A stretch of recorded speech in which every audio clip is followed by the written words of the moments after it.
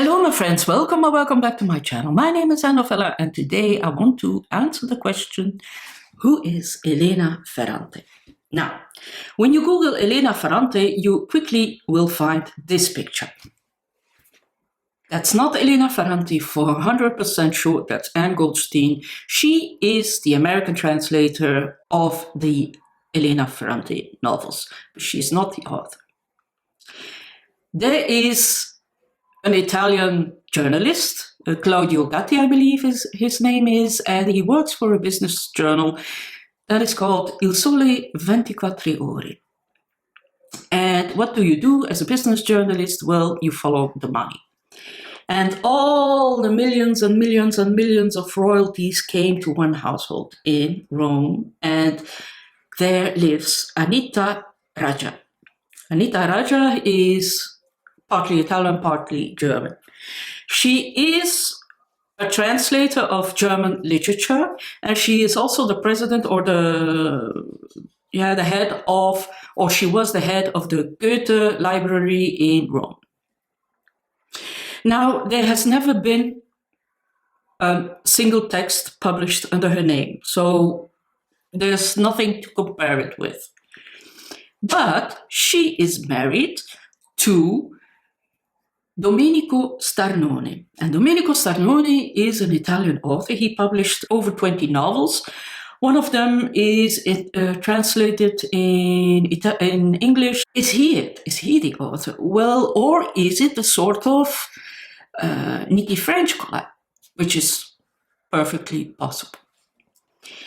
Now, it is for sure that all the money goes to that household and they must be the authors because the money trail ends there.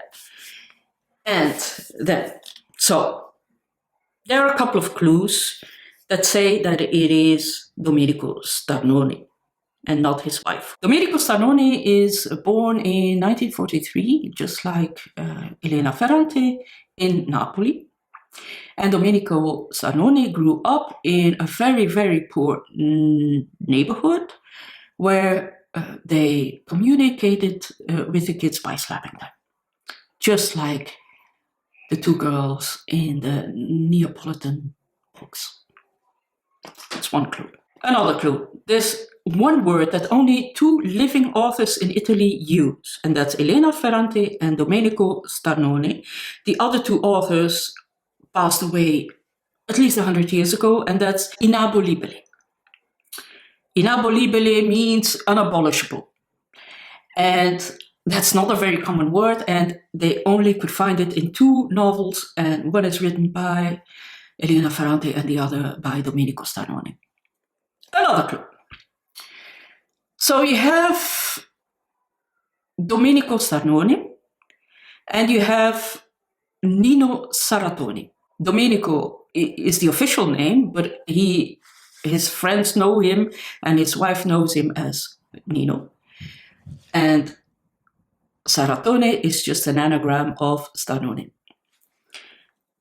That's another clue. In 1992, you have the first novel published under the name Elena Ferrante, and that is Troubling Love.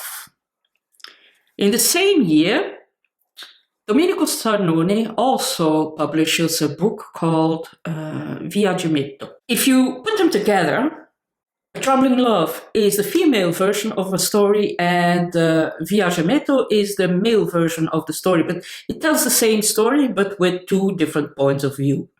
That's the first clue. So that's also a very important clue. So maybe he created Elena Ferrante just as an idea for two books, and he wanted to know how it would have been received by the audience, and then things went from there. Now, it doesn't matter if it happens like that, it doesn't matter, it's okay. But there's also a professor. His name is Loreto. He works at the University of Rome, and he has developed a sort of a program, a computer program that analyzes text and compare them to each other. The computer program doesn't look doesn't take into account the style or the message or whatever. It just looks at the basic DNA of a text. Just the basics, the letters and the points and the dots and the commas and just that. And when he first used that program, he compared two Dutch authors. One is Arnon Grunberg and the other was Marek or whatever, and they quickly realized that those two texts were written by the same man, Arnon Grunberg, and Arnon Grunberg was the first to admit, yep, you're right, he is my alter ego.